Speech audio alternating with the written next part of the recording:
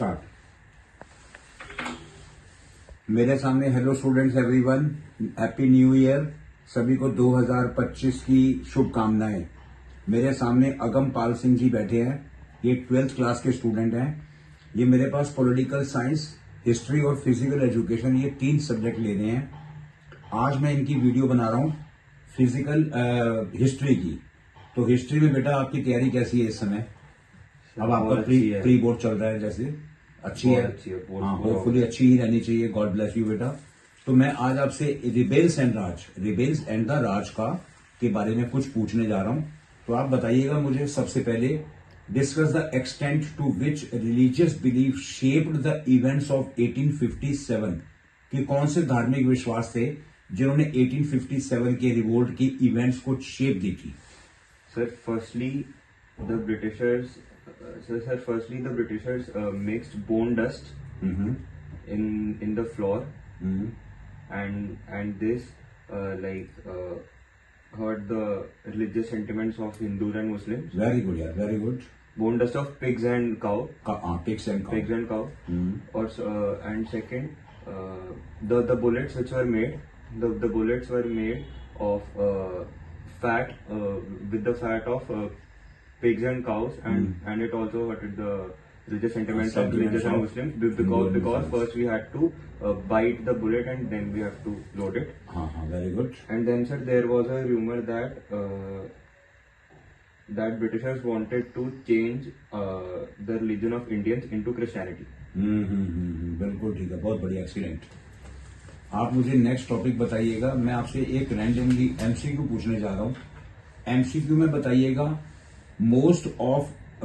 name the most important source of information about the rebels of 1857.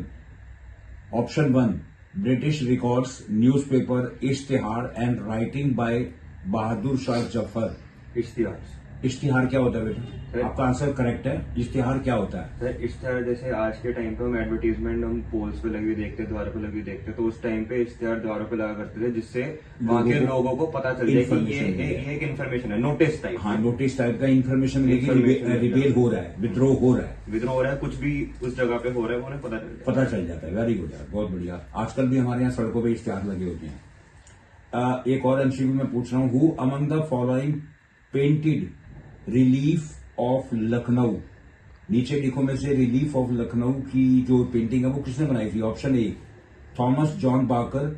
Option B, Harry Havelock. C, Joseph Neill. और D, Colin कैंपल।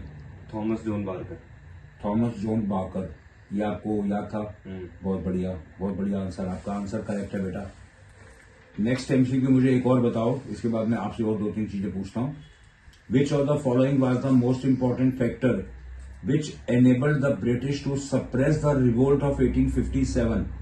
कि ऐसा कौन सा factor important factor था जिन्होंने British ने 1857 के रिवोल्ट को दबाने की कोशिश की? Option A, policy of divide and rule followed by British.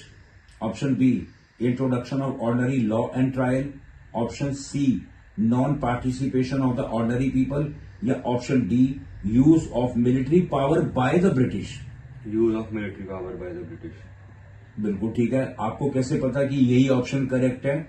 क्योंकि सर, रिवोल्ट में सबसे ज्यादा मिलिट्री ही यूज करी थी ब्रिटिशर्स ने, सारे लीडर्स को और रिवोल्ट्स को खत्म करने के लिए, दबाने के लिए, क्योंकि ब्रिटिश की मिलिट्री स्ट्रांग थी काफी। वेरी गुड बेटा।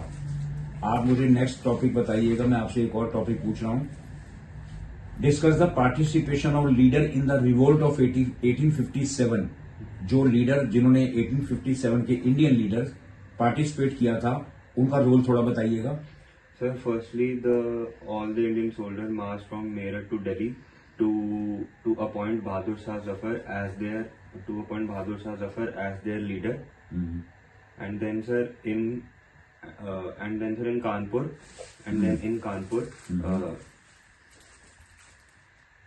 कानपुर में कौन था? नाना साहब। हाँ, कानपुर में नाना साहब थे। एंड झांसी रानी में रानी लक्ष्मीबाई, और अराहा बिहार में कुंवर सिंह थे। क्या बात है। और उसके बाद बहुत सारे लोकल लीडर्स, पेजेंट, जमींदार और ट्राइबल पीपल एक साथ जुड़े, जिन्होंने रिवोल्ट किया 1857 में। क्या बात है। एक मुझे और बात बताओ, बहुत बहुत अच्छा टॉपिक है, बहुत अच्छा इंपॉर्टेंट क्वेश्चन है। Why did the British annexes Awadh in 1856? On what pretext did they carry out act the annexation? Sir, Awadh had a very good soil for cultivation of indigo and cotton, and sir, British had already subdued Punjab and Doab Carnatic areas. So if they subdued Awadh, so their British would complete their process of terrestrial annexation, क्योंकि उनको ये था कि ये जगह हम कब्जे में ले लें, और ऊपर फर्टाइल लैंड थी ना, और फिर वो उसे principle of uppermost market बनाना चाहते थे, जिससे वहाँ पे सारे ट्रेड हो, सारा कुछ हो। और दूसरा की सर वहाँ पे रूमर ब्रिटिशर्स में फैला रहे थे कि जो वहाँ के राजा है नवाब वाजिद अली शाह, वो अनफिट है रूल करने के लिए, अनपॉपुलर रूलर है और अनफिट है, और वो मिसगवर्न कर रहे हैं।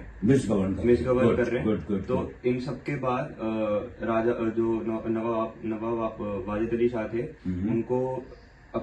उनको अपने वो ब्रिटिशर्स के अंडर चले गए और उन्होंने अपनी सारी आर्मी छोड़ दी और अपना पूरा जो उनका किंगडम था वो उन्होंने ब्रिटिशर्स के अंडर कर दिया। यही वजह थी कि ब्रिटिश ने अवध को अनेक्शिएट किया था। बिल्कुल ठीक है। अच्छा, ये तो आपके टॉपिक हो गए, मैंने पूछे, आपने बड़ा अच्छा जवाब दिया। इसका मतलब आप अच्छे से वेल प्रिपेयर्ड हो एग्जाम के लिए, प्लस फाइनल बोर्ड एग्जाम के लिए भी। मैं आपसे एक चीज पूछना चाहता हूँ, एक हमारा चैप्टर है हिस्ट्री में, रैंडमली पूछ रहा हूँ, thinkers believe and building, chapter number कौन सा है ये? स्टूडेंट, एक मेरी इंस्ट्रक्शन है कि आपको भी बहुत अच्छे से तैयारी करनी है। 2025 का ये जो नव वर्ष आपके सामने है, आप इसका अच्छे से इस्तेमाल कीजिए और अपनी स्टडी पे फोकस कीजिए। किसी भी तरह की पार्टी फंक्शन को अटेंड नहीं करना, मोबाइल फोन का यूज कम से कम करना है।